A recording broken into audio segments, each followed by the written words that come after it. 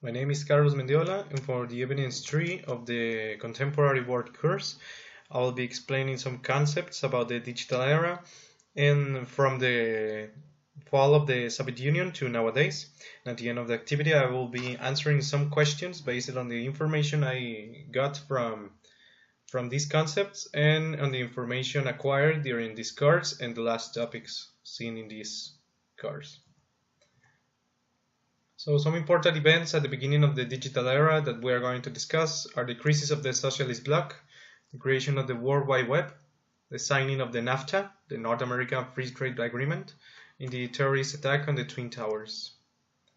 So, the creation of the World Wide Web is going to be related with the concept of the digital era. So according to the Encyclopedia Britannica, the development of the World Wide Web was begun in 1989 by Tim Berners-Lee and his colleagues at the CERN, the European Centre for Nuclear Research, an international scientific organization based on Geneva, Swiss. They created a protocol called the Hypertext Transfer Protocol, the HTTP, which standardized the communication between servers and the clients. The formation of this new kind of network opened the doors to a new kind of global communication and how the media is seen by the people. In this way, the people who is connected to this new kind of network has access to the communication between other person who is also connected to this network. Also, these servers, these people can add content to this network, and so all the people who is connected to this network can have access to the content added by the other people. This is the basic idea of what we know today as the internet.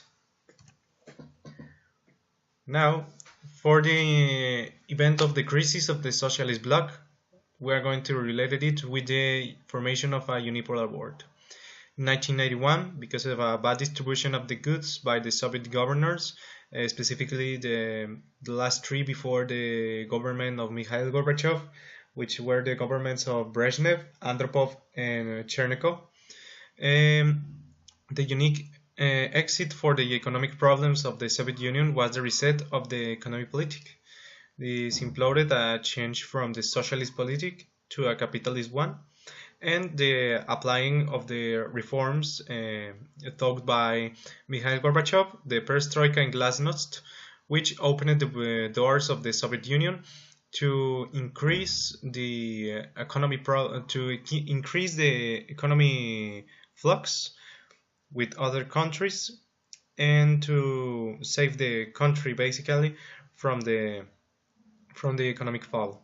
This process was the first step into the achievement of a unipolar world where the interests of all the countries are practically the same, following the path of the European Union formed in 1957. So in these terms, the Soviet Union converted in Russia, and they integrated in 14 new countries, which opened the doors to the market and opened the doors to a more free commerce between other countries with different ideas, but with the same thoughts, with the same interests, and fight for the same goal. Here we have an image of Mikhail Gorbachev, and from this process we have to remember also a very influenced person, which is Yeltsin, and was the responsible, well, I think is the responsible for the formation of the capitalist Russia we all know. Now, the signing of the NAFTA. We're going to relate this concept or this important event with the concept of the globalization.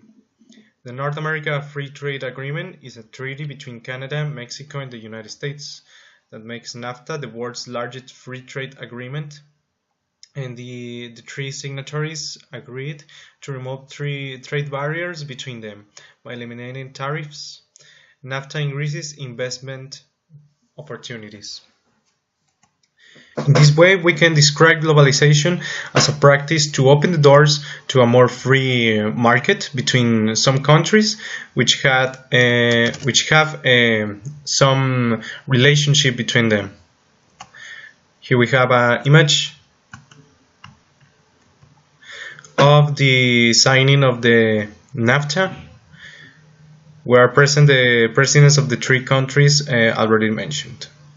These and many other trade agreements were the first steps into the integration of the neoliberalism into the countries, and with this, the process of globalization. Now, the terrorist attack on the Twin Towers that we are going to relate with the concept of the terrorism. The terrorism is not an ideology, according to Nichols, like communism or capitalism. Rather, terrorism is a tactic, a strategy used to achieve a specific end. This strategy is often used in asymmetric power struggles when a weaker person or group is fighting against a powerful nation state. The violence is aimed at creating fear in the targeted population and often provokes a prompt and violent response from the state. The best example of this kind of attacks of the terrorism is the attack on the Twin Towers happened on September 11 on 2001, where 4 airplanes were detected and they were kidnapped by some members of the terrorist group called Al-Qaeda. Of them landing on the Twin Towers, both of them, and one more on one corner of the Pentagon at Washington DC. The last one was thought to land in the White House, but this landed before the attack. So we are going to continue with the questions. So why did the globalization emerge? I think that it was principally because of the appearance of the neoliberalism, because of the formation of a unipolar world, because of the necessity of investment opportunities in all the countries, and to maintain a healthy relation between countries in where they can reach the same goals and have the same interests. So in this way, all the countries are free to the market, are open freely to the market, and can exchange some goods, having a healthy relation between them, and also encouraging the formation of a unipolar world and the investment opportunities in all the countries. Now the next question is, in most cases, what caused the terrorist attacks of the 20th century? I think, personally, because of the no-tolerant culture of the governments which made terrorist attacks, because of the measurements took by the United Nations during the invasion to Kuwait, and also because they were a response to the powerful governments to defend their politics. This combined with a not-tolerant culture doesn't end very well. I think that the measurements took by the United Nations during the invasion to Kuwait was good, but I think that they could not very much influence during the conflicts between these countries. This influence at the United Nations combined with the no-tolerant culture of the governments of these nations doesn't end very well, as I said early. So let's remember the definition about terrorism that we already seen. Terrorism is not an ideology like communism or capitalism. Rather, terrorism is a tactic, a strategy used to achieve a specific end. This strategy is often used in an asymmetric power struggles when a weaker person or group is fighting against a powerful nation state. The violence is aimed at creating fear in the targeted population and often provokes prompt and violent response from the state. This is the definition of terrorism by Nichols. Now, how does the end of the Cold War relate with the unipolar world? Well, the disappearance of the rivalry between the two most powerful countries in the world was a very important fact. The confidence between all the countries increased. Practically all the countries, since the end of the Cold War, began to have the same interests and to apply measurements to achieve their goals. And the more open economic relation was achieved. The problem of the socialist bloc had was that they were very close in their economic relation. So the end of a very powerful country, which was which was governed with a socialist thinking, led to the world to begin a more opened relation with the market and with the economy. So this increased the confidence between all the countries, and practically, well, all the countries since the end of the Cold War began to have the same interests and to apply measurements to achieve their goals, their personal goals. Now, how has the digital era influenced today's society? The appearance of the new technologies facilitated the communication. Every person has the same access to all the information contained on the internet and the access to the network, which allows them to communicate with all the people who are connected to the network. The thought of the people will have changed from a philosophical one to a scientific one, basing their knowledge in the evidence. So, the new technologies have influenced today's society. Well, I think the most important that we changed our mind from a philosophical one to a scientific one.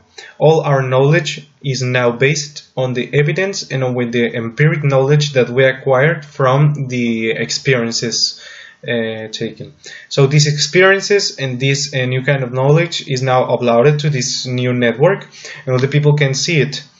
So I think that the major problem that we have in today's society is that as we change our philosophical thought to a scientific one, and where all the answers are on the internet or all the answers are in the network, we lose our love to the knowledge. And as we lose our love to the knowledge, we don't want now to research for our own knowledge. We search it, or the people can talk to us about their knowledge, but we are not attracted to make a research about our own knowledge. In this way, our philosophical idea changes from a love to the knowledge to a love to only give our opinion about the things that we are surrounded by. So the last thing I will tell is the bibliographic references, and I got my information from the Encyclopedia Britannica, from the webpage, the conversation, and also from the balance. Thank you for your attention, and this is all for my evidence tree.